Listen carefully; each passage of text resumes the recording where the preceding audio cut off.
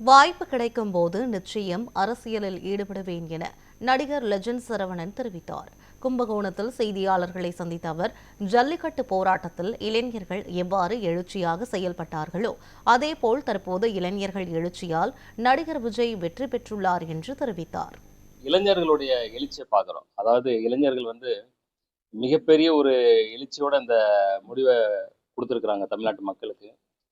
அதாவது நம்ம ஜல்லிக்கட்டுலையும் பார்த்தோம். ஜல்லிக்கட்டுலேயே அவங்களோட எழுச்சி அங்கே ஆரம்பமாச்சு. அதனுடைய கண்டினியூஷன் தான் இன்னைக்கு இந்த ஆட்சி மாற்றத்தை மிகப்பெரிய எழுச்சி அந்த இளைஞர்கள் தான். அதாவது இன்னைக்கு புதுசாக ஓட்டு போட்ட இளைஞர்களாகட்டும் ஒரு பெரிய மாற்றத்தை எழுச்சியை உண்டாக்கி இருக்கிறாங்க.